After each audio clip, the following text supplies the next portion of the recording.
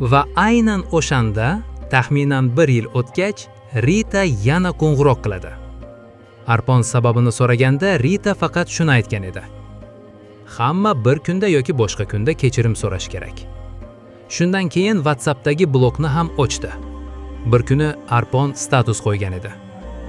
Otamning baxtsiz hodisasidan keyin hayot butunlay o'zgarib ketdi. O'sha kuni Rita xabar yubordi. Amakiga nima bo'ldi? Ritaning xabarini ko'rib Arpon his-tuyg'ularini boshqara olmadi.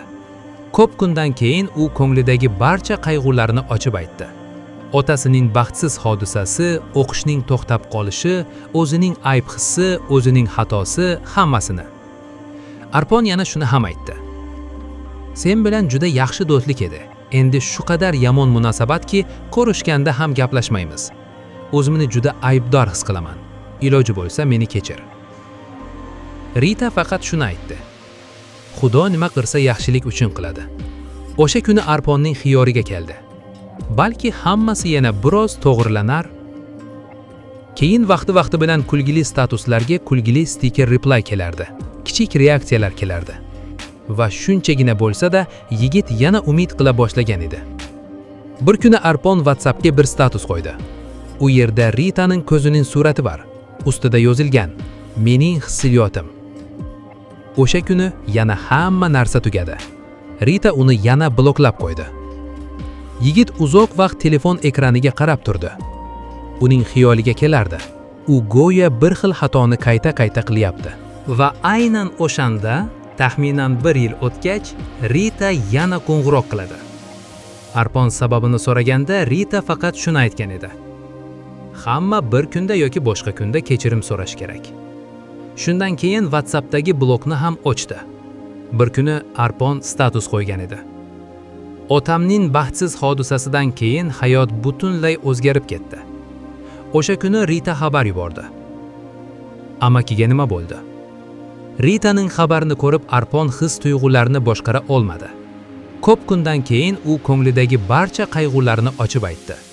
Otasining baxtsiz hodisasi, o'qishning to'xtab qolishi, o'zining ayb hissi, o'zining xatosi, hammasini. Arpon yana shuni ham aytdi. Sen bilan juda yaxshi do'stlik edi. Endi shu qadar yomon munosabatki, ko'rishganda ham gaplashmaymiz. O'zimni juda aybdor his qilaman. Iloji bo'lsa meni kechir. Rita faqat shuni aytdi. Xudo nima qilsa yaxshilik uchun qiladi. O'sha kuni Arponning xiyoriga keldi. Balki hammasi yana biroz to'g'rilanar.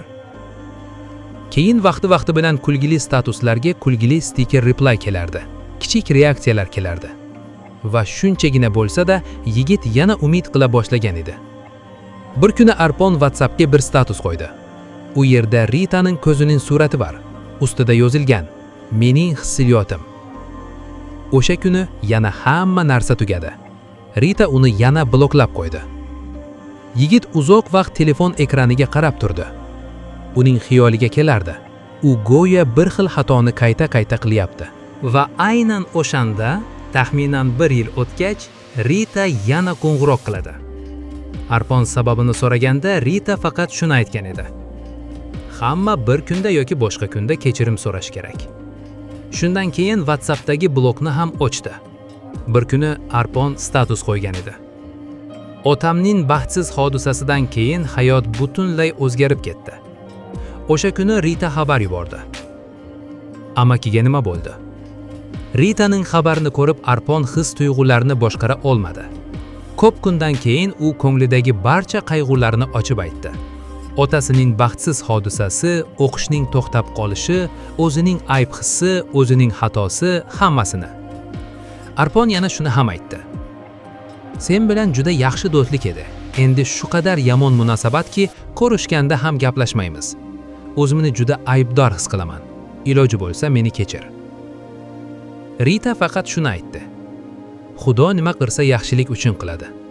O'sha kuni Arponning xiyoriga keldi. Balki hammasi yana biroz to'g'rilanar. Keyin vaqti bilan kulgili statuslarga kulgili stiker reply kelardi. Kichik reaksiyalar kelardi. Va shunchagina bo'lsa-da, yigit yana umid qila boshlagan edi. Bir kuni Arpon WhatsAppga bir status qo'ydi. U yerda Ritaning ko'zining surati bor. Ustida yozilgan: Mening hissiyotim. O'sha kuni yana hamma narsa tugadi. Rita uni yana bloklab qo'ydi. Yigit uzoq vaqt telefon ekraniga qarab turdi. Uning xiyoliga kelardi. U go'yo bir xil xatoni qayta-qayta qilyapti. Va aynan o'shanda, taxminan 1 yil o'tgach, Rita yana qo'ng'iroq qiladi. Arpon sababini so'raganda Rita faqat shuni aytgan edi.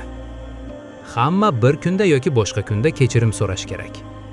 Shundan keyin WhatsAppdagi blokni ham ochdi. Bir kuni Arpon status qo'ygan edi.